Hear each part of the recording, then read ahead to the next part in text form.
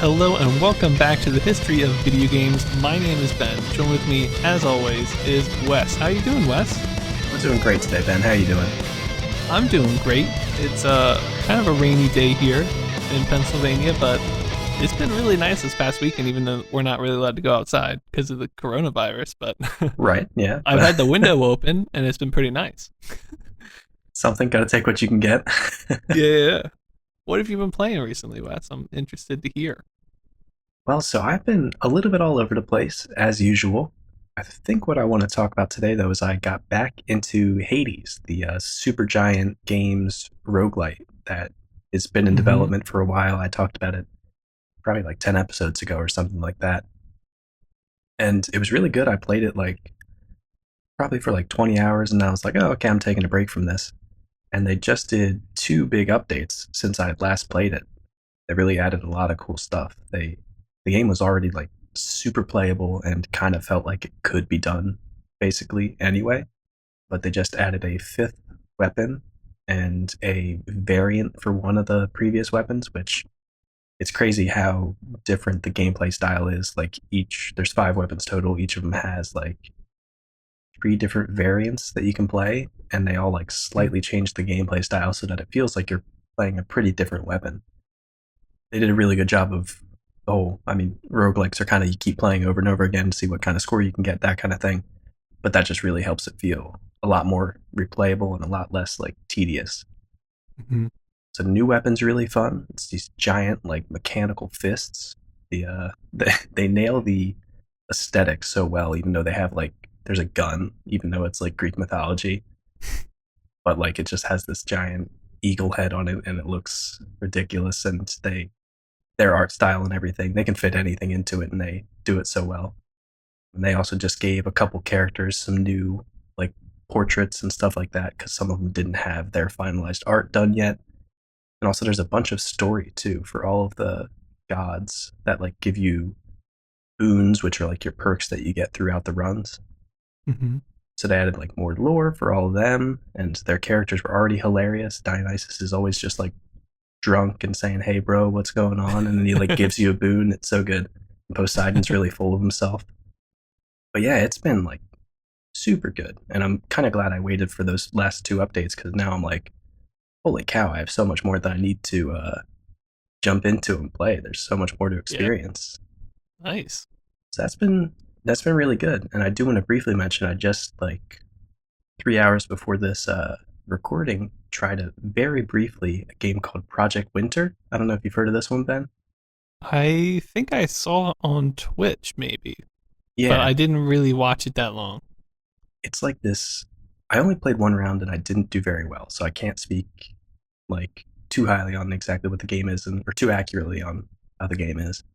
But it reminds me of like the Secret Hitler board game or like the Mafia game, where Okay. some people have hidden identities and then other people are survivors. In this, it's survivors, and then there's like three traitors, and there's eight people total in the game.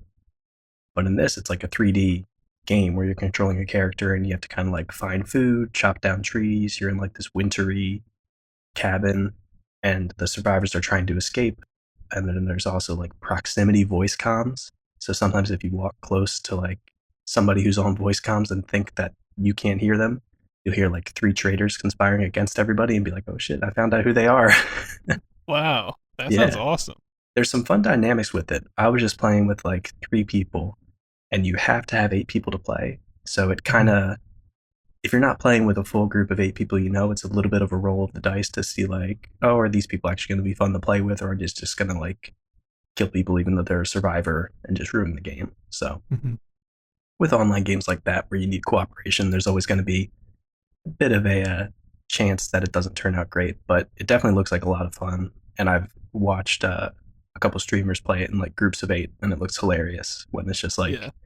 everybody in on it together, and you got to like turn off Discord and only do proximity chat because you don't want to hear what other people are saying. Yeah, Right. I might talk about that more later if I get to play it a bit more, but I wanted to mention it. It's a real cool one. It was this past weekend free to play on Steam. Oh wow. But it's a paid game eventually. It is, yeah, yeah. Oh, Well, I okay. think now actually, I think the free event just ended. Although I think it's only $7 now. It's like a $15 Oh. game normally or something like that. So That's not bad. yeah, I'll have to see when that sales end because it might be one that's like worth picking up just to have in case you have like 8 people who can play. Hmm. Well, it's interesting that you had some experience with party games, Wes, because that's what I want to talk about this week. Oh, brilliant! Yeah, why don't you go ahead? I got invited to play the Jackbox Party Pack over the weekend with some high school friends. And originally I was like, well, I don't have it, so I guess I can't play. And they're like, oh, no, no, no. Only one person needs to own it. And then everybody else just connects on any device. You just go to a website and then you play. Right? Yeah. I was like, oh my God, I didn't realize that. But yeah, I played a couple hours with, I want to say 7 people from high school, which was really cool. Good talking to them and just seeing them. But yeah, it's really cool. The guy who was hosting it had, I guess, a couple of the packs, but we mainly played some trivia games. We did. My favorite was a game that you could. It was kind of like this joke writing game where the game would kind of give you a setup and then you come in with the punchline, Yes. right? Yeah. Yeah. It's a Quiplash, right? Or No, we that's didn't a play that similar one. game. Yeah, but It was like a pirate themed one. I forget what it was called. oh, Joke Boat, I think. Joke boat. Yeah, Yeah. we did that one. We did. I think it might just be called Split the Room, but you had to like that one was the most confusing. I didn't really get it so that well. But yeah, I mean, some of them were kind of trivia based, but I kind of went into it thinking that, oh, this is going to be just like Quiplash. And it ended up being a lot more just like trivia games. But maybe that was just, the people I was playing with, that's what they wanted to play. And I kept giving these joke answers, and then nobody picked it because that wasn't the point of the game. Oh no. But it was fine. It was still a good time. And yeah, I never played it before. It's actually been on my wish list though on Steam for like a long time because I know if there's a party going on, it's like a really good party game. But I didn't realize how easy it was to play from multiple computers and stuff. Like I thought it was one of those games where one person owned it, put it on the screen, and then if people could watch that computer screen, they could maybe play. But my friend just like streamed it on Discord, and there was no latency. It was like perfect, so it was really easy to play. Yeah, those are awesome party games. I actually somebody at my work was just trying to get people together, and we've been doing a weekly Jackbox night on Thursdays. Nice. Yeah, so I love it, and it's so easy. Yeah, same thing. He just streams on Discord. We all jump on our phones, and you're good to go. Yeah, and I was surprised how well it worked. I thought originally when I was told, "Oh, you can just play this," I was like, "Okay, is there an app? Do I have to log in? Do I have to make an account?" It's like, no, you don't need anything. You just go to a website, put in a 4-digit code, and then you're good to go. It's so easy. So I think they really, whatever backend service they use to make that happen is like really tight. you know, it just really flows really nicely. So yeah, I quite enjoyed it. I'm kind of maybe looking forward to playing some of the more weird ones, but it was fun just to hell. Did you guys get a chance to play Trivia Murder Party at all? Well, we played this trivia haunted mansion type game. I don't know if that's the same one. Yes, yeah, yeah, that is. There's Okay, two yeah, of those. They're both pretty funny. But that was going yeah, to be my recommendation for one of the weird ones. But there are definitely some other cool weird ones that you could try out. yeah. I know we didn't play Quibbage, right? Which is the one I think I see most people play online. I think there's also, is there one where you make shirts or something like that? Yes, there is. You You make can catchphrases draw. for shirts. Yeah. I was really looking forward to that one, but we never played it. But maybe he only had, one or two of the packs and we just played what we could, but it was pretty fun. Yeah. I think the joke boat one was my favorite that I played. But maybe that was just I was just in the mood to make jokes. I don't Instead of a know. serious trivia game.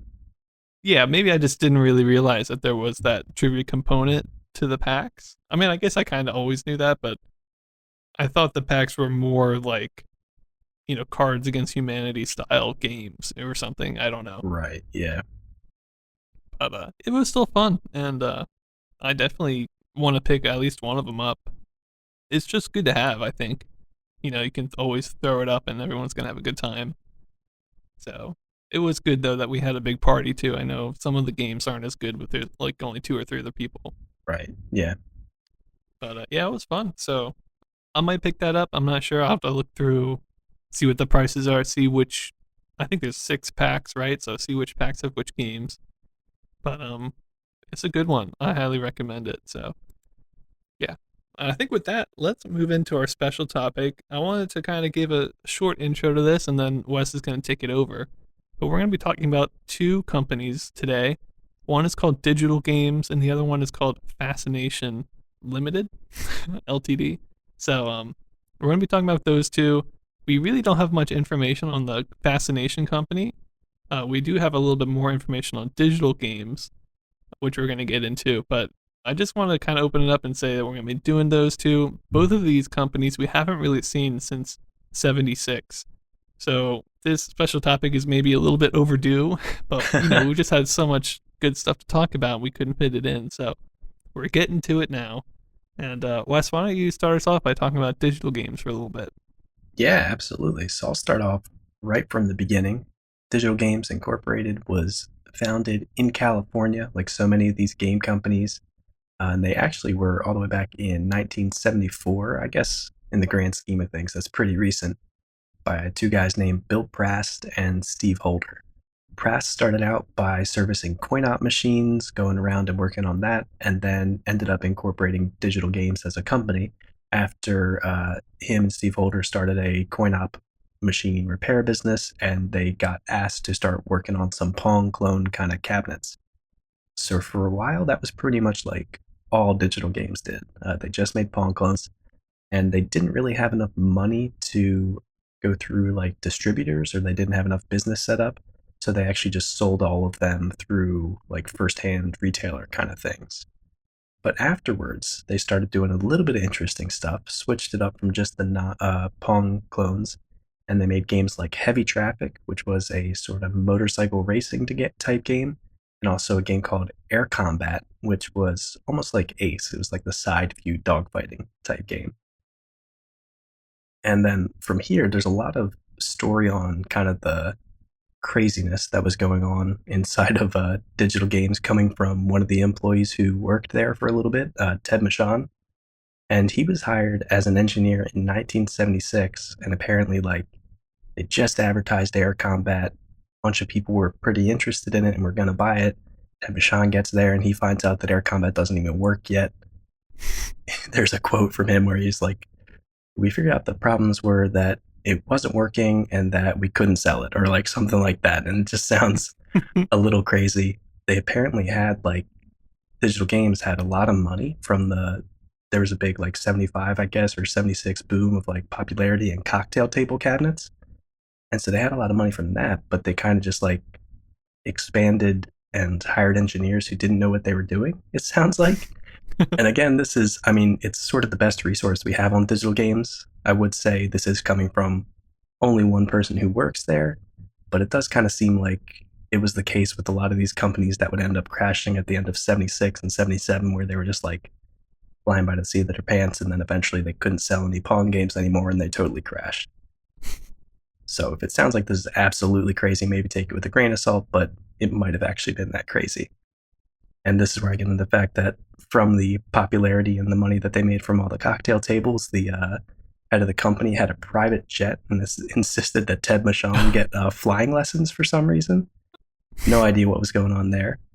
But getting back to Air Combat, they finally got it up and working, ready to ship, and 50 cabinets were sent over to Germany. But then they got to Germany and they're like, "Hey, wait, we forgot to send like the PC part of it, or not PC, but the like CPU part of it that actually runs the whole game."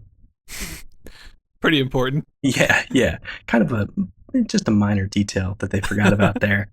And so they sent Ted Michon over to Germany to see if he could go get all these fixed and get all the parts shipped there. And while he was there, he had some time off where he went to a bowling alley and saw, I want to say, the first Nürburgring machine. I'm not sure if there were other machines made by the creator Rainer Forst or not. I don't think at that time. Yeah, so it must have been the exact same one, because after he goes, takes a look at this machine, and he's like, "Oh, this is pretty cool." Who would show up but the guy who made the machine, who was visiting and showing the machine to his kids. And so Ted Michon and Rainer Forst start talking about it, and he has a bunch of ideas. He realizes this machine is made with discrete components, and he thinks, hey, I think I could do this game a little bit better if I made it with a microprocessor. So after he fixes all the air combat things and then successfully goes back to America, he makes his own version of Nürburgring, basically on a microprocessor, and calls it Night Racer. Bill Prass, the head of digital games, is like, oh man, this looks like it could be really cool. So he brings Midway into it to see if they'll help co-release the new game. But then before they're able to release Night Racer, Digital Games goes out of business, and at the end of '96, and all the employees who previously worked there, this is where it gets a little confusing, so follow me for a sec, end up working at a new company that was created by another one of the executives named Skip Khan, who had left the company previously. So I don't know how that works, but somehow they all got like laid off, companies closed, and then they just get sent over to this other new game place, which was called Micronetics, but then went out of business soon after. The only real thing as far as the source that we have that Micronetics was known for is that they actually were able to release Night Racer, where Digital Games was out of business before they could release it. But then soon after that, Ted Michon left the company and went on to create a new company called Technical, aka Technical Magic. And I don't think we've covered any of the games yet that he made under that company name, but we might be seeing some of those in the future. Mm.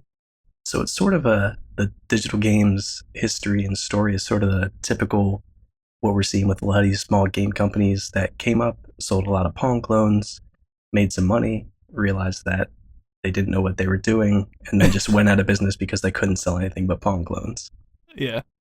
And it does sound like they had some interesting stuff in there, like heavy traffic and air combat, but even then they weren't really put together well enough and they didn't meet the demand fast enough. So they ended up going out of business just 2 years after they were originally incorporated. Mm-hmm. And I think that's the main gist of what I had on digital games. Did you have anything you want to add to that? Well, I just kind of wanted to go through the games list as it appeared on our timeline and talk a little bit about each game as we go. There's not that many. There's only 7 games that were released by Digital Games, but I think it's fun looking through and figuring out what each one was. So the first one that we talked about came out in April of '75. It was called Duel and was just a 2 or 4 player version of tennis and hockey. So, as you were saying, we've got some Pong clones here. We then covered Model 474 by them, which was just Pong doubles. There was a 1 player version of that where you had to bounce the ball behind a wall to score, which is interesting. We then covered Knockout, which you actually rated, Wes. I think of the companies that have disappeared, most of them we don't actually end up playing most of the games. So to have one that we actually rated, I thought made Digital Games kind of like a bigger company to go under. Yeah, and to be fair, I mean, it's Pong, but it is slightly different Pong that we didn't really see a ton of like that variant where you sort of had pegs behind the opposing paddle that you had to hit to be able to score. Right. It was their first time doing like a truly kind of unique game, even though it was very Pong based. But I thought it was pretty decent. So that was Knockout. Then we get into Heavy Traffic, which you talked about, which was kind of like a speed race game by Taito, but it was motorcycles. I'm not sure if it was the first motorcycle game ever made or not, but definitely one of the first. So that's definitely cool. Then getting into '76 here, we get into Air Combat, which you talked about. It's a Ace clone. We then get into Combo, which kind of was like one of these multi-package arcade games that we see sometimes. That played Knockout, the earlier game by them, but also played just normal tennis and hockey as well. And then finally, Night Racer, which is their final game, which came out late '76. It's kind of weird because even though I think the guy from Digital Games kind of discovered Nürburgring, when he came back and when they got Midway and stuff involved, like Midway would go on to make their own game. Atari stole the concept. Like everybody else just like kind of learned about Nürburgring 1 because of Digital Games like kind of incompetence to make it themselves. Right, yeah. So I thought that was kind of interesting. But Night Racer did come out by Micronetics, but that's the only game that they will ever make. So before going bankrupt. And then kind of just attaching a quick little thing here at the end, I thought let's talk about another small company that went out of business in '76. That company's Fascination. I only know about this company because the game names all include Fascination in the game name, which weirdly enough makes it pretty memorable. But the first game they did was Fascination 500, which was just a hockey, soccer, tennis game. And then later they came out in February of 76 with Fascination, otherwise known as Fascination 700, again by the company Fascination, which played apparently a combination of 12 Pong games, but it seems like a little bit of a high count. So my guess is that they included maybe like, one player versus wall and then two player versus wall. It's two different games or something. But Right. yeah, that's all that they made. But they're still going to go out of business now, and it's still sad. So, because as weird as they are, I don't know. For some reason, it just thought it would just keep going up with Fascination 900 and 1,000 and 3,000. But yeah, so we're saying goodbye to two companies today. One that probably isn't really that memorable, and then Digital Games, which I think did have some very interesting games. They had speed race games, they had ace games, they had Pong games, they had Night Driver games. I mean, some of those games are not easy to make, so I definitely want to give them props. But let's say a moment of silence, or maybe play a song of silence, or no, I can't.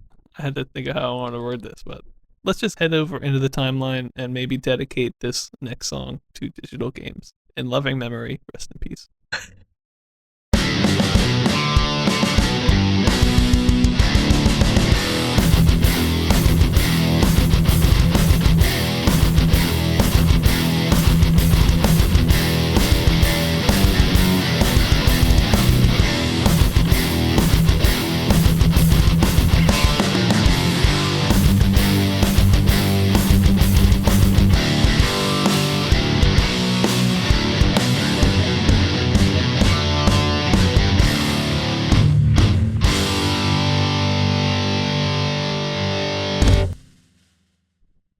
Hey everybody, welcome back. What you just listened to was a tribute to Digital Games, to say farewell. It might actually not be music from any of the games that they've done, but either way, it's a tribute to them. I don't think there is music. That's a Just really Pong good point. sounds. Yeah. Yeah. What you just heard was 3 minutes of silence with Pong sounds. No, we wouldn't do that to you. But let's get started with our timeline for today. The first thing that we have is a couple of honorable mentions from the People's Computer Company game book. What to Do After You Hit Return was the subtitle there. It had a first printing in 75, but it was reprinted by HP in February of 77. So a lot of what was in here was like duplicate games like Hangman, Number, Gomoku, Chomp, Mugwump, Amaze, and a bunch of others. But there were a few notable ones that we wanted to point out and mention for you. First up, we have Clocks and Quad GT, which were mastermind and number guessing games, basically. And then we had a game called Word, where you just unscramble a word. A Bagel, which is Bagel or Mastermind with the guessing of the words or the numbers in the case of Mastermind. And Mad Lib, which was Mad Libs. Yep. And then we're going to talk about some NIM games. The first one here, well, they had like normal NIM, but the first one that's kind of interesting was called Battle of Numbers, which was, just another slight take, more of a thematic take than anything on a kind of a NIM game. But then there was a game called Zot, and this is the first game I rated called Zot because I could play it on a piece of paper, which is great for these basic games. But by the way, we're only going to be rating 3 games again today. We've got a lot of honorable mentions to cover, and most of them are not worth rating. So well, we're only going to do 3. I'm going to do 2. Wes is going to do 1 this time. But this first one I rated was called Zot, and it's kind of like a NIM game, but normally in NIM you've got either kind of straight rows of objects that you can kind of take out or remove. The last person to take the last object from the last row wins the game. But what's different about Zot is that it's not necessarily rows as you would think of them normally. It's actually played on a 4x5 grid, and you can kind of come in and snatch points off the grid from any direction. So north, south, east, and west. So let's say, for instance, there's a 4x5 grid, and I can take like, from the western path, go 1, 2, 3 dots in on that path and take all three, or I could go north to south and take 3 dots on one of the rows there, so or one of the columns. So it's kind of like a two-dimensional nim, if that makes Right. sense, You're because not just nim stuck in is a the bit one. rows as far as your movement, right? Right, because normal nim, it'd be like there's 3 rows, but you can only go east to west, if that makes sense. You couldn't take chips off north to south, but in this case you can. And so that kind of changes the nature of it a little bit, but I don't know, it's still not good. I'll just say that straight up. Let's get into some of the ratings cuz that might be the easiest thing to talk about. Let's start off with sound just to get it out of the way. It's a computer game. There's no sound. For graphics, this is another easy one. I just gave it 1.5 out of 10. Essentially, you're looking at a 4x5 grid of stars. What are they, asterisks or whatever, for the ASCII character. Mhm. And then when you take one, it just leaves a blank space, which is totally fine and serviceable. It's just like nothing special. For gameplay, this is where I have a little bit more to say, but I don't know. The game, as I was playing it, it reminded me a lot of some of these other basic games I've played where I used to play some of this kind of stuff, like when I was super young in the restaurant on the back of a piece of paper, like Condot, for instance. That was one of my favorites to play. And I was like, well, can I kind of picture this one in the same kind of way? And I played a couple games, of course, against myself, but I played a couple games. And at the beginning, with a 4x5 grid that's 20 dots, really the part of the game that makes it competitive and where you really have to think doesn't really happen until like there's, I don't know, 5 to 10 dots left. But beyond that, like the more that you have, you can't really like anticipate the ending until like half the dots are gone. So the first like half of the game is just randomly taking stuff. So there's really no strategy there. At least not in a casual, kind of playthrough of it. If you're really good at the game, you know how to play. Well, there's probably only one way to win in that case anyway, but like maybe you have more fun or there's more strategy that goes on in the mid game, but really I just found like the first 4 or 5 picks were just random, and that wasn't fun.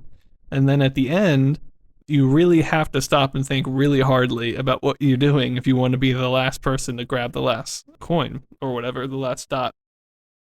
And that's challenging. It's definitely like it's kind of like one of those checkmate in 3 kind of deals or something like that, thinking about the end. And that to me is like too complicated for like casual kind of person to just hop in. You can't really just hop in. You have to spend like a couple minutes really debating it, because if you make the wrong choice, and you have a lot of choices you can make with only a couple dots left still, but if you make the wrong choice, it could just be straight end game from there. There's nothing you can do to get out of it.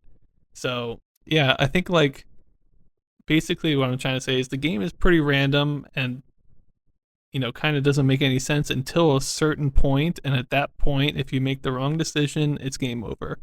So it's pretty hard, and maybe it's fun to some people, but to me, that's not really the point of a casual game. The point of a casual game is kind of like should be somewhat challenging, but you should be making little decisions along the way, and not just like nothing matters to it all matters right now, and then you Right. really have to stop and think. Right. You're not building this grand strategy, of course, unless you're like really good at the game. It's just kind of like, well, I'm not paying attention. Oh shoot, now I can't do anything but pay attention. Right. Or it's like if you're not paying attention, you make a move. It's like, oh, I just lost. Right. And that's not very fun. So I just didn't think it was that fun. I do think it's better than Nim, which to me, Nim, I don't even think I could play that on a piece of paper and have fun.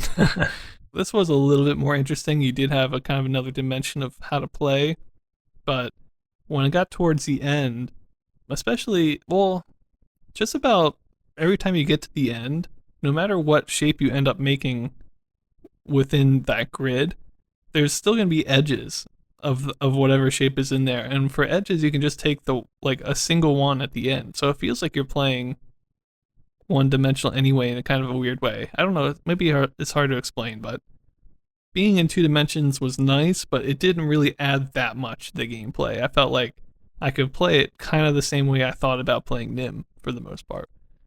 So for gameplay, I just gave it a 1.5 out of 10. It's not my favorite, but there is some gameplay there. Maybe if you're really into this kind of thing, you'd really like it. But to me, there's so many other games like Condot that I would just rather play if I had a friend over and had some free time or whatever. So I probably wouldn't pick this one up. Not that it's a bad game, but and I do think it is better than Nim, which was our second, or was it the first game that we rated? I don't even remember now. I know it's the first one you rated, but Yeah. I think I did Birdie in the Brain right before that. Yes, I believe you did. So second game we ever rated, and here it is, however many years later, and it's still like not that good. But yeah, that's all I have to really say about it. It's pretty straightforward kind of game, but I don't know. It's one of those headache ones for me, so it wasn't that fun. Right. Yeah. I mean, it's we do these games a little bit of justice by covering them, but I don't think we're disappointing too many people by saying, it's not really Yeah, my casual game of choice. yeah. One of the main reasons I picked it was in this whole book, which I don't know how many games it has in the book. Quite a lot though. Maybe like 20 or 30 games. I'm not sure, but of all the games, I went through them all, and a lot of them we've already talked about, we've already covered. Of the ones we haven't covered, I thought Zot was one of the ones that I could do by myself, first of all, but also it's one of the more interesting ones. So, but just because it had, I thought, kind of unique take on Nim, which by now, I don't know how many more unique takes on Nim there are, but please don't do 3D. I don't want to do that. No, please don't put us through that. But let's move on. We've got a bunch of other games in this book we're going to quickly go through. Wes, why don't you talk about the next thing? Yeah, absolutely. So the next couple that we have that were in this book are Dangle, Sunsign, Mandala, and those were all basically like pattern generator type. Well, not really games, more just like pattern generator kind of programs. Yep. And then after that, we've got a couple, I guess, like thinking games. I don't know. We've got one called Cubic 5, which is a 4x4 tic tac toe on a cube. I debated maybe doing this one, covering it, but I know for a fact that we're going to see this game come up later, and I think even consoles have this game, Cubic.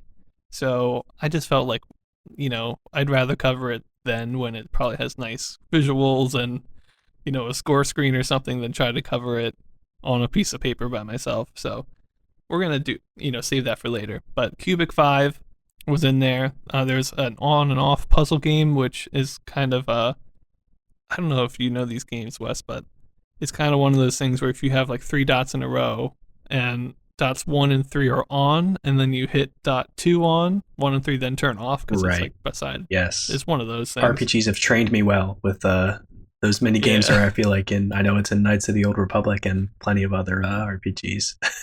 Yeah, it's actually a pretty common mini game, I think. But they had one of those in there, and the last one here is called Rover Robot, which is a simple hint-based puzzle game. So kind of like a Mastermind or something like that, but hint-based puzzle. So could be cool, but I wasn't able to play that one by myself because of the code. And then next up, we have 2 games, Caves 1 and Caves 2. Basically like navigating through a maze sort of with text only, but it kind of just seemed like it was Hunt the Wumpus, but there wasn't much lore going on with it. Yeah, can't kill a Wumpus, so what's the point? Walking through some caves, yeah. And then after that, we've got Civil 2, which is that old Civil War game that you rated, Wes, but now it's for 2 players. So maybe that makes it more fun. I don't know. And then we've got a bunch of simulation or education games here called Stock. There's one called Market, one called Policy, and one called Pollute, which is regarding water pollution. So some educational stuff here. Interesting. And then to round it out for the People's Computer Company game book, we have Crash, which was a Lunar Lander clone, and then Zeros, which was a Nim clone. Yep. And then next up, we have another computer, I think, or another computer type game. This is Chess 4.6, which came out in February 1977, and it was actually a world computer chess champion that could defeat 99% of chess players in the US. Whoa. That's pretty crazy coming out in 77. And it's just like, hey, we made a computer that could play chess. That's sort of always like the stereotypical, like, if you can make a computer that can play chess, you're like, really, you're too intelligent. Yeah. We're almost at the Matrix already. I thought it was interesting. I kind of wanted to put this down because I didn't realize there was a world computer chess champion. And it was actually, I don't know when it was started, a couple of years ago, though, I think. And it wasn't chess against people. It was, they put two different chess AIs against each other. And whoever won ended up becoming the champion after a couple rounds or whatever. Oh, I didn't realize that. Yeah, I thought that was interesting. But it was good enough to beat 99% of real players, too. But that's how they figure out the world computer chess champion is they have it versus other computers, and it changes like every year. People, I think even like colleges and universities like will submit their version of it, which is pretty fun. So it was like pretty popular, I think, enough to have maybe like 16 entries, which I think is pretty popular. So yeah, it was kind of interesting. We'll follow that every now and then maybe, but yeah, chess 4.6 here in February, winning it. We're now going to move on into some more computer games. This is time from the Creative Computing March April issue. So this one was kind of based off music, which was kind of interesting considering I'm a musician. So the first two games here, I don't know if I would call them games, but the first one here is called Music More Music, and it prints a note on a music staff, and you have to basically type in which note it is. So basic, can you read music? I guess. Right. Yes or no. Which to me, that's so like a simple concept that it's not really a game. Right. But maybe as an early like education tool, but yeah, Maybe in I itself don't doesn't know. seem like a game without a little more added. Right. After that, we've got sharps and flats, which is a game where the computer names a key, and then you have to write the sharps or flats of that key, which sounds a little bit more maybe challenging. I don't know, but there's not really gameplay there. It's more like a quiz or something. I don't know, but yeah, it's somewhat interesting maybe. And then next up, we have Dodge 'em by Mac Oglesby, which we think might be a reprint. It's hard to tell with these Mac Oglesby classics, but we think Yeah. we've mentioned Dodge 'em before. And then after that, we have one called Bible Quiz, which is, you guessed it, a Bible trivia game. Yep. And then the last one here is called Flip by John James. And this is basically kind of like a coin flipping game, but instead of coin flipping, you basically just type in yes or no. But the computer tries to increase its odds of guessing whichever one you picked before you pick it based upon what you picked last. So if you like subconsciously pick yes more than no, the computer will figure that out and then will start guessing which one you did more than 50% of the time, if that makes sense. Oh, weird. Okay, yeah. So it's not really a game though. I mean, No. basically, you're just typing yes and no a bunch of times, and then the computer, you're trying to make the computer always stay at 50%, but it's almost impossible to do. So I don't know, but it was in there. Before we move on, I just want to mention that this issue has a lot of information on something called Pilot.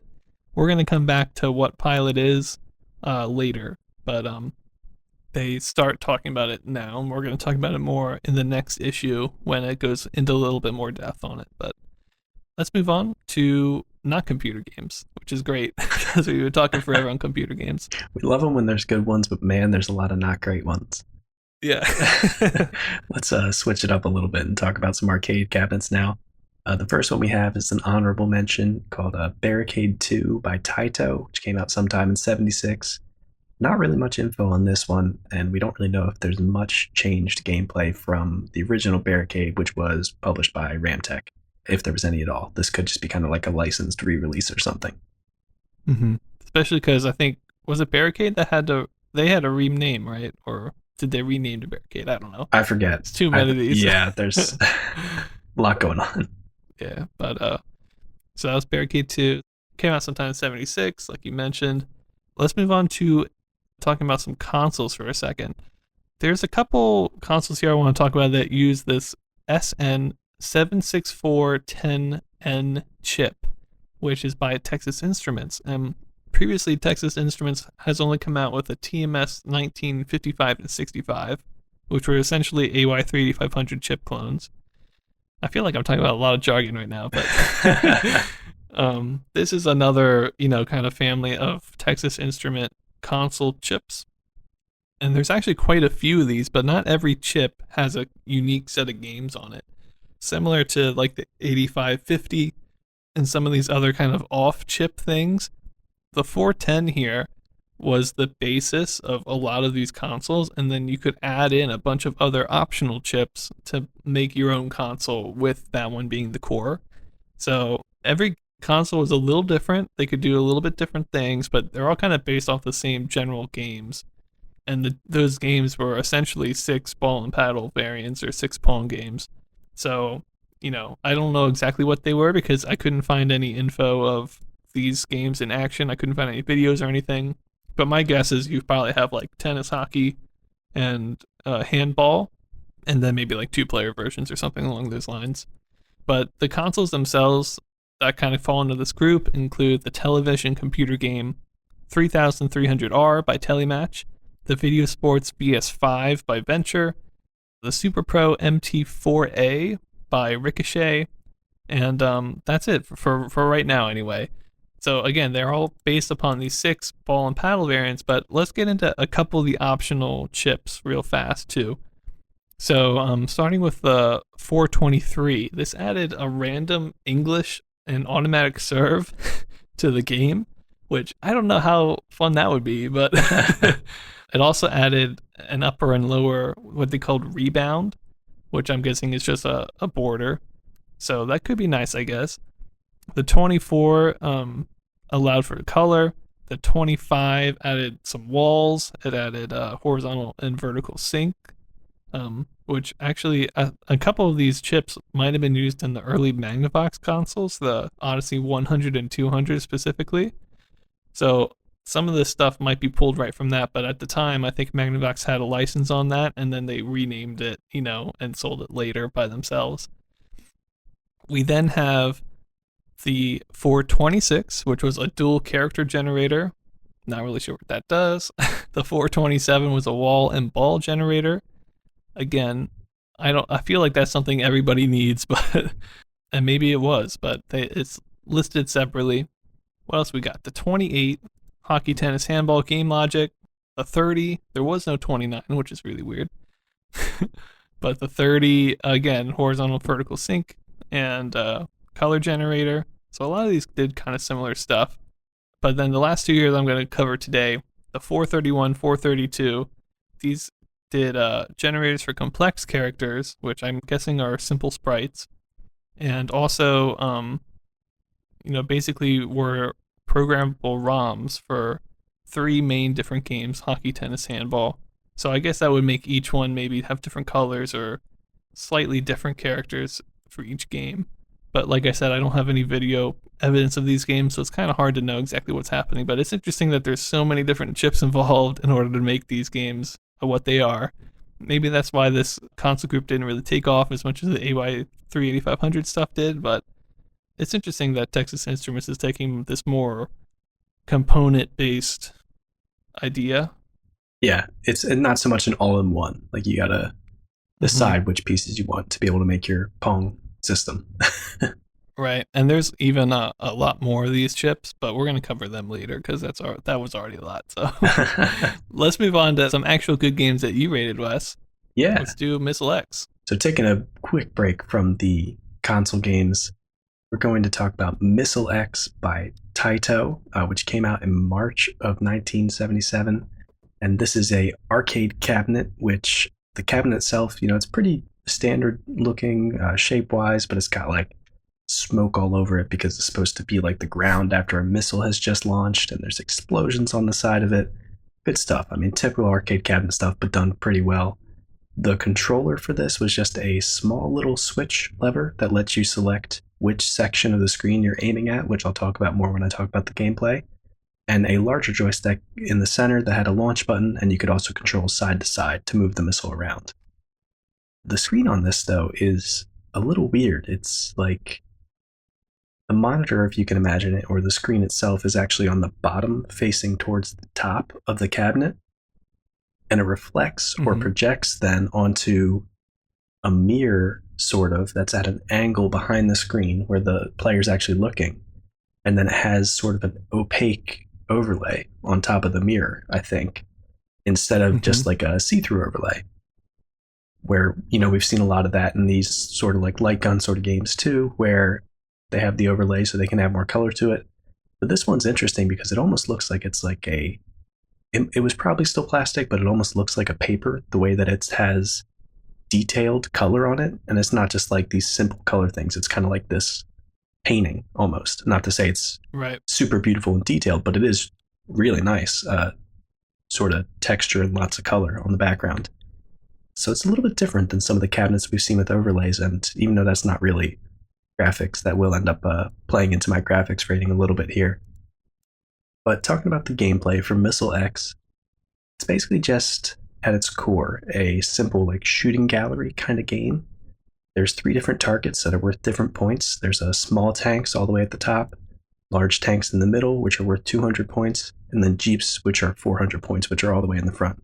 And the small tanks are 100, I should mention. But interestingly, I feel kind of contrary to what we've seen before with some of these, the larger and closer targets are worth more points, but they move a lot faster. I don't know, I feel like it's kind of opposite. It's like smaller and faster targets in the back for a lot of games that we see. And the targets themselves kind of just go in opposite directions towards each other across the screen in 3 different lines.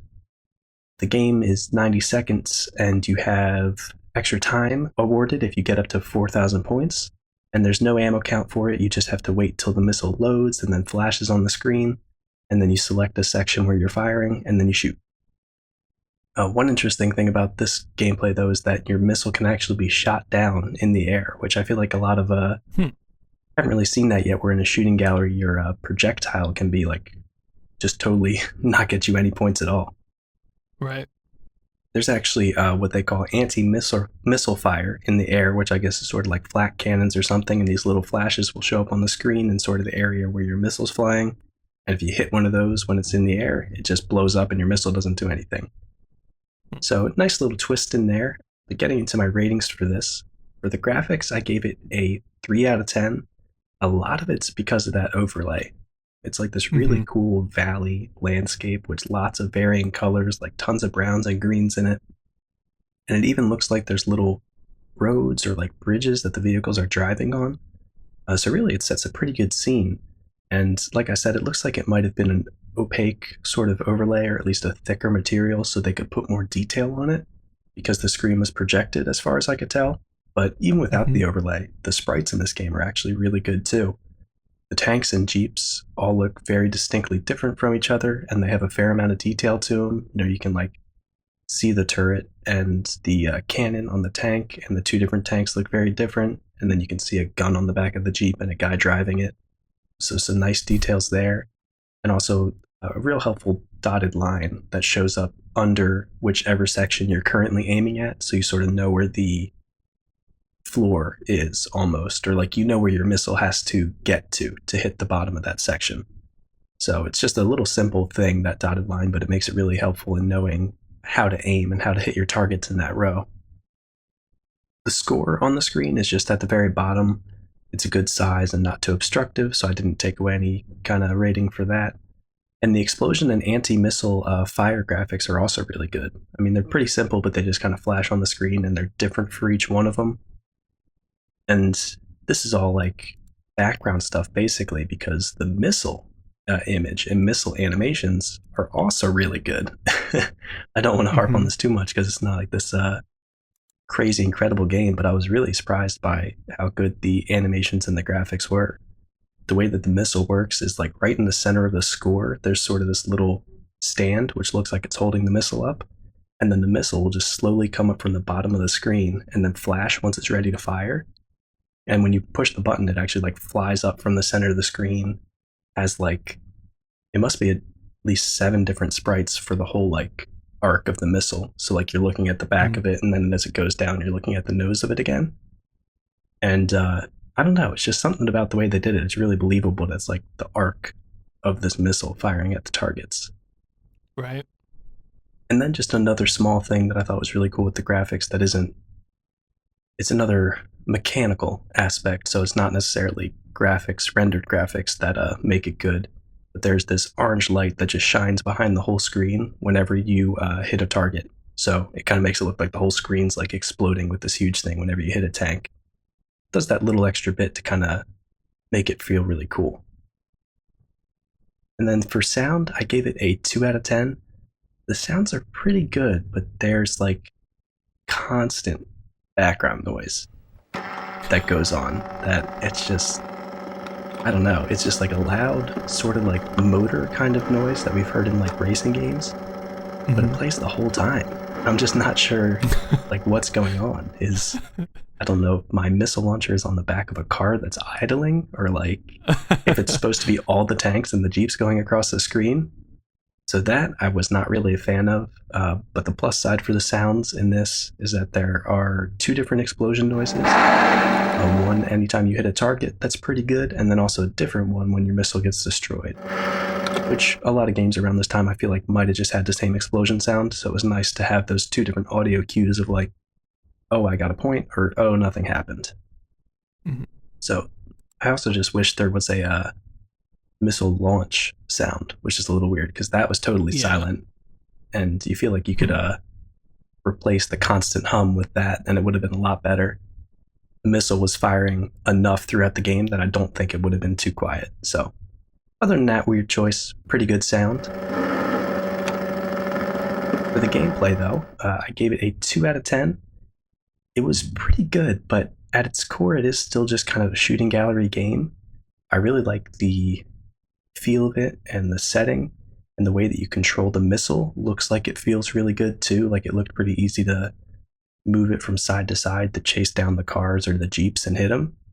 And the target selection, where you can kind of pick which row you want to shoot into, also is pretty nice.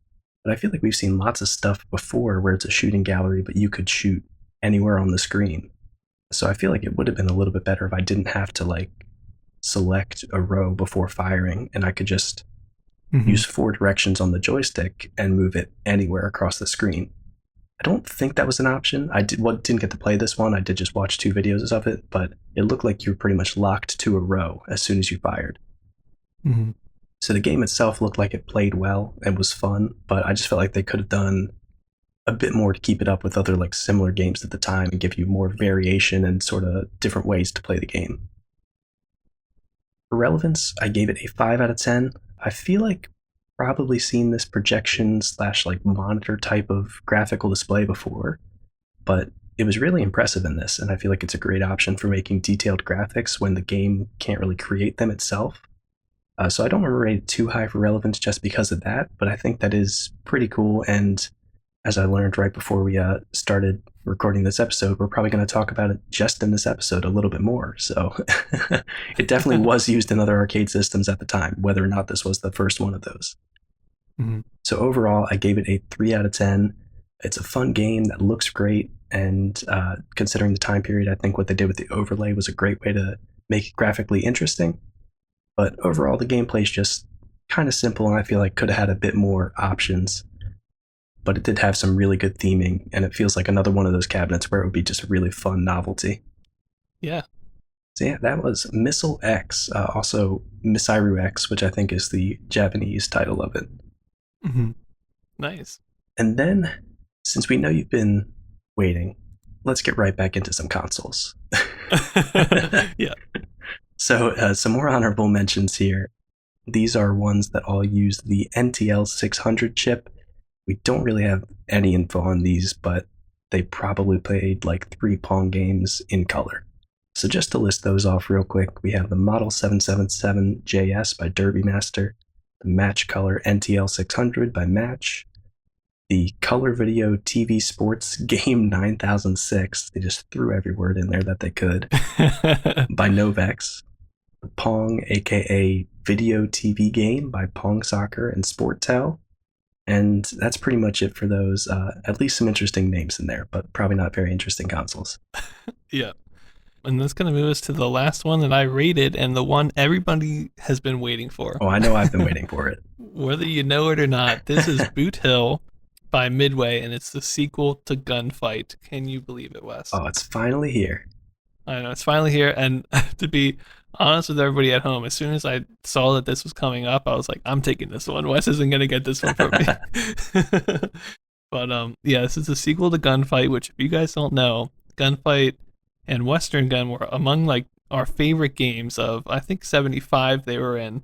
And we've been waiting a long time to get the sequel, so it better be good. And honestly, going into this, I was so hyped. You know, I was like, this might be the best game of the year, just because we loved Western Gun and Gunfight so much.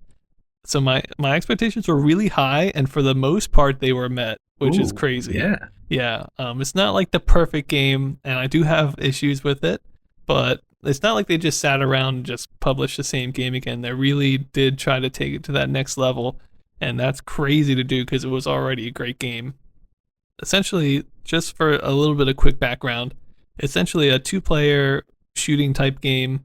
You're both are cowboys, and essentially you're just trying to shoot each other. There are some destructible terrain objects, which I'll talk about a little bit more later, and you can fire in I think three or maybe it was five directions, but a couple different directions, and then obviously move your character around. You had a kind of one stick that was your moving. You also had a fire and then aim up and down, which on keyboard was really hard to use, but I'm sure on the console itself or the arcade machine itself it wasn't that bad. But I think the best way to talk about this is just to get into the ratings. I want to start with sound. This is the biggest innovation of the console, I think, or the I don't know why I keep saying console. You got consoles on the brain, man. Let's get out of there. We Yeah, need to talk about arcade cabinets. I know. This is probably the biggest innovation of the arcade cabinet. It's so well done, the sound. The actual gameplay sound is not that crazy. It's just a gun firing noise, but it's one of the best gun firing noises I think I've heard to date, if not the best. I watched a couple different videos on this. The emulated versions of this game does have a pretty good sound effect, but when I was watching an actual arcade machine, like the actual real one in real life, play this, there's something about those sounds that sound extremely realistic to the point that I thought it was a better sounding gun firing sound than I've ever heard in one of these games. I would say like you could put that sound effect in any modern shooter and it would sound pretty decent. You know, like maybe we'd be able to tell it wasn't like the best, but it was really good. And Wow. for a gunfighting game to have that, it like really was a nice thing. And then the other big part of the sound was the actual music interludes that it had. When you booted up the game, it did a little jingle for you. If player one died, they had a jingle for player one that played. If player two died, they had a different jingle.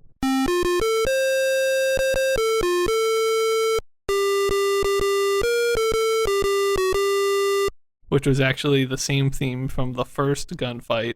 So that was cool. When player two died, and then when the entire game ended, which I think you just played until maybe 90 seconds were up or something like that. But when the entire game was over, you had another jingle that was pretty long, and that one was basically to announce the game's over.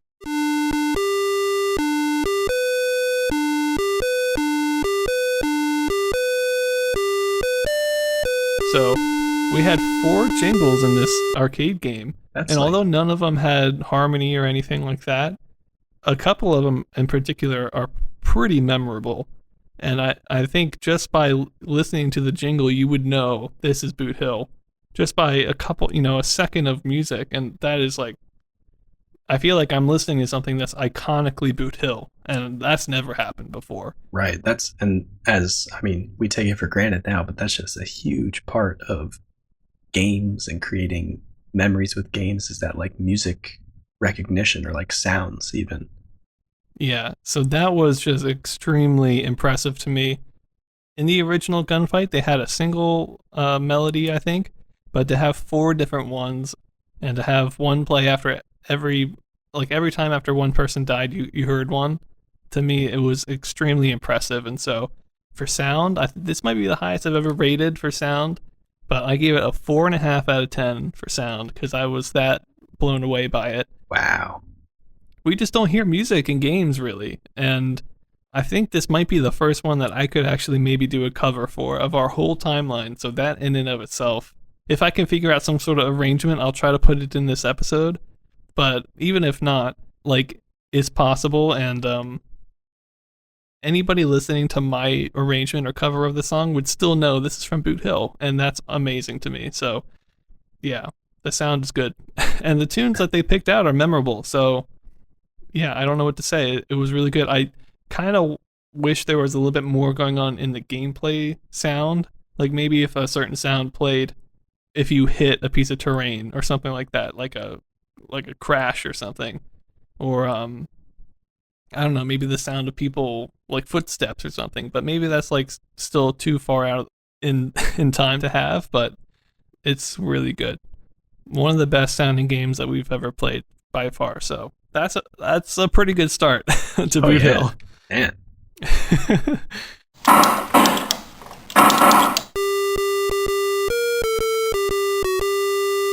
Let's get into graphics next. So all of these topics, by the way, took me forever to figure out what I was going to rate them, and there's so many like little things with each one. The graphics are no exception. We have another case of exactly what happened with Wes's game, where the actual screen is kind of like in the bottom of the console, pointed upwards, and then that hits a mirror, and then you actually look into the mirror, and there's again kind of just like Wes's. It almost looks like a hand drawn background or a hand painted background or something, but some Right. sort of really nice background, like way nicer than anything even an overlay could do. Because with an overlay, you have to think like if there's a little bit of orange there and a character goes under that orange, the character is now orange on an overlay.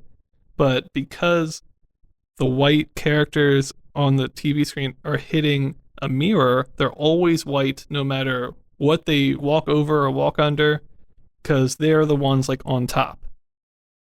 So the characters and all the objects are pure white, but the background is like this really nice, almost hand painted looking dirt road, and then there's grass and some other things painted on the background, and it just looks like amazing. So just like Missile X, the backgrounds were really good. As far as the graphics themselves, you have some cactuses that are there that pop in and spawn every couple rounds. You have a wagon, and for the first couple rounds, or maybe it's time based, I'm not sure, but for the first part of the game, you just get a background of the wagon, and it's just like any kind of destructible terrain. After a certain number of hits, it'll slowly, you can eventually hit through it. But after a certain time or a certain number of rounds, it actually becomes a moving obstacle and will start to move upwards along the screen. Just like I think that was happened in the first gunfight game, right? Yes, yeah, it did. It's going to be a little bit different though. The main thing about the graphics that I haven't talked about yet is kind of like how they did with the missile and Missile X, actually. There's a lot of similarities here that I didn't realize. But kind of like how they did with the missile, the further back up you go on the screen here, the smaller the sprites get. And just like with Missile X, I think I counted out, 5 different sprites that actually kind of fluidly change as you go up and down the screen. So the sprite towards the bottom of the screen is super detailed, it's big, they have room to really like make the spurs of the heel, pop out, make the tip of the hat curve and stuff. And then the further up you go, the character sprite gets smaller and smaller, and they have less details to work with. So at the top, you can't even see the spurs anymore and stuff. But it gives the illusion that you're going farther away. And just like with anything, when the wagon goes up the screen, it gets smaller and smaller and smaller as it goes, which is crazy. Yeah. So we have like these dynamically changing sprites, and there's probably, like I said, 5 of them per person and the wagon all going at the same time. That's pretty crazy to me. The sprites themselves are not as good though. That's the one big takeaway. I thought the sprites in Gunfight, even though they were the same size anywhere, they looked better and they were more memorable than these ones. So that's like a downside. But there's so much like background technology going on with this game that was not in any of the other ones. And it really makes a unique kind of experience and a very unique look and feel to the game. going up and making the sprites smaller for distance, it doesn't quite feel right though, because you're looking at the game from a certain kind of perspective, almost like above. Almost, it's not top down, but kind of like an isometric point of view is how it feels. And then to have things go smaller at the rate that it doesn't feel like real life, if that makes sense. Right. It's almost like they're not matching the perspective or the rate that the perspective is disappearing into the distance. Like, Yeah. yeah, Yeah, I it's know what you almost mean. like I understand if somebody's walking away from you, they kind of get smaller, but it's almost like they're walking away and they're actually shrinking, like while it's happening, if that makes sense. Yeah. It doesn't feel quite right. So there's something about that didn't feel exactly right to me and looked a little off. And that's why this score isn't going to be as high as it maybe you'd think it was with all these amazing things happening. But for graphics, I just gave it a 3.5 out of 10. I thought that was still pretty high, but it's not like crazy. Other than the, almost hand painted background, I would actually prefer the gunfight graphics. And there's nothing about like bad about Boot Hill graphics at all. But I thought they were more memorable in gunfight, and they were really good there too, and they're really good here. But they were really trying to make a game that used perspective, but they didn't get the perspective quite right. Right. Even though the technology behind doing that is so advanced for this time. So I can't really blame them for not getting it perfectly right, but it's still really, really good graphics. But I didn't think they were like that next gen thing. If they had gotten the perspective right and made the characters more detailed and more memorable, this could have been another 4 or 5. But I left it at a 3.5 there. And then finally, for gameplay, I gave gameplay just a 3 out of 10. That might seem a little bit low, but really the gameplay is just, 1v1 shootout type game. You do have one player versus AI, which is really nice. But other than that, it's just a shootout type game. You can have 2 bullets on the screen per person this time, instead of, I think, probably just one in the original gunfight. And that's pretty nice. You also can bounce the bullets off the walls of the screen, which doesn't make any sense realistically, but it makes for a better arcadey kind of gunfight experience, which I like. I think the real big problem of the game is there's only, I think there's only maybe 6 bullets per person. So you can easily just miss 6 shots and then the round ends as a draw. Oh no. And I don't think there's any reason for that to even need to be there. Just give me unlimited ammo. Like, I don't know if they're trying to make it so that you want to maybe get closer to the other enemy sprite to hit them or something, but because you can bounce stuff off walls and there could be 4 bullets on the screen at one time, and the AI definitely doesn't hold back on its shots either. So you just like end up using all of your bullets really fast, and either somebody dies really fast or there becomes a draw, and that's not fun. So Right. just give me more bullets. But it is pretty simple gun gameplay. Is some destructible terrain, like I mentioned, but honestly, it's pretty small. It's not really gonna affect like hiding you that much. It's like a couple small cactuses, and if your enemy like moves up or down the screen, they can easily like shoot around that. So Right. that's not really a big thing. So, it's still fun gameplay. I love shooting games, and this is one of the best ones. So it's still really, really good, but I just left a 3 out of 10. And then finally, for relevance, I gave it a 7.5 out of 10. This is a game that pushed the genre. There's no question in my mind about that. With all this weird perspective stuff happening, with all these different sprites happening, there must be, what, I'm trying to add them up in my head, over 20 sprites in the game. Like, that's crazy to me.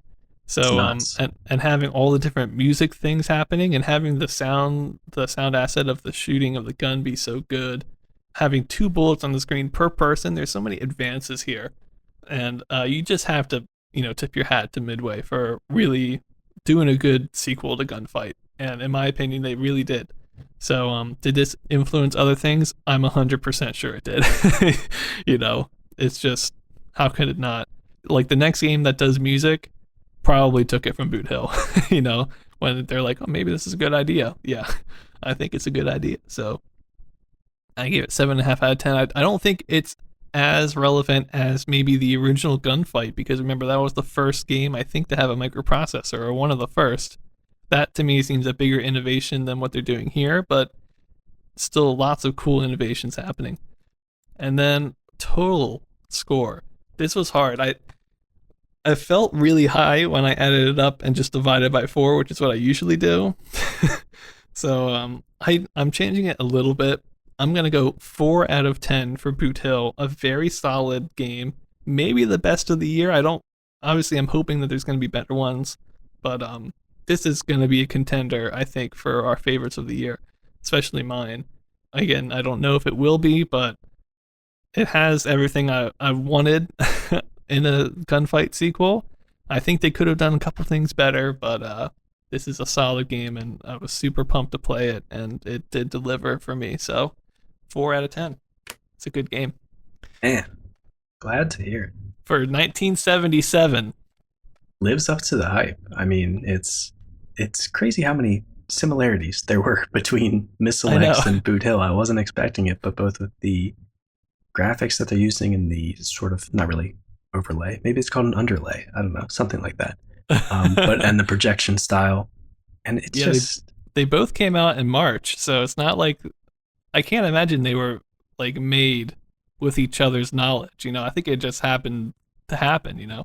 Right, unless something like a new product component part for arcade machines came out like right before or something like that. That could be the case. And to be honest, it is Midway and Taito. They do have a good working relationship, so maybe they shared info. I don't know, though. I didn't find any evidence of that, but it could happen. I don't know. Yeah, but I'm so happy it lived up to the hype. And if you think Ben was overstating how important those songs are, you have to remember that like almost everything arcade game that we've rated up to this point, they can't put enough all the information that they want to put into games into them. So usually it's like, well, we want more graphics, so we can't have sound, or like we want sound, so the graphics are going to suck. And this, they had like pretty dang good graphics and like 4 songs. Yeah. I don't know how that translates to storage space compared to what we've had before, but that's nuts. Yeah, it's pretty crazy. I mean, when I think about music and games, I don't remember what game it was, but I remember one game having 2 songs and me being like, that's crazy, Now we've increased it to 4. And the only game that we've had sound for the past, I don't know, maybe 10 episodes has probably been the Snake games, and that was not the same thing. Right. So we've been living in a world of basically no music, and to have some now, I'm super happy, and the songs are good. And nothing else suffered. I mean, the gameplay was great. The graphics are great. It's just kind of more very specific things that are wrong with the game. But you're still going to have a great time playing it if you just pick it up. So, yeah, it's a cool one. And it's the one we're going to end today's episode on. So, thank you guys for joining us. As you hopefully didn't forget, we talked about digital games of Fascination Limited for the last time in our podcast, because they both went out of business. And also, along with that, Micronetics, which was digital games. They bought digital games out for like a half second and then went under. Right, something like that. But they're all gone now. And then we covered a lot of computer games. I did Zot, which was an okay NIM type game. Wes played Missile X, obviously a very important and very cool Taito game. They don't have a lot of games, Taito, but when they come out, you got to watch out for them. And then we obviously covered Boot Hill. Maybe one of the best games of the year. We'll see. But yeah. So make sure to check us out on Twitter. Send us an email if you have any questions, and check out the new and improved website, which Ben has just added to.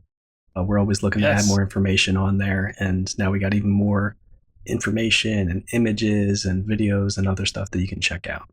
Yes, thank you, Wes. I almost forgot about that, but I went back and added even more since I last talked to you, Wes. I completed 1975, so all of our 1975 games are up on the timeline, and I have been adding more and more GIFs instead of just images, because images are boring, but GIFs are fun, and I went back and even added some GIFs on some of the older games, like Basketball by Taito, so go check that out. It takes a long time to do that stuff, but it's kind of like a visual history of our timeline in our podcast, which is really fun. So, and I added I don't know, maybe like 7 or 8 episodes of content, which is a lot. So That's a lot of stuff. yeah, go check it out. All right. Well, thank you so much for listening, as always, and we'll catch you guys in the next one. See you in the next one.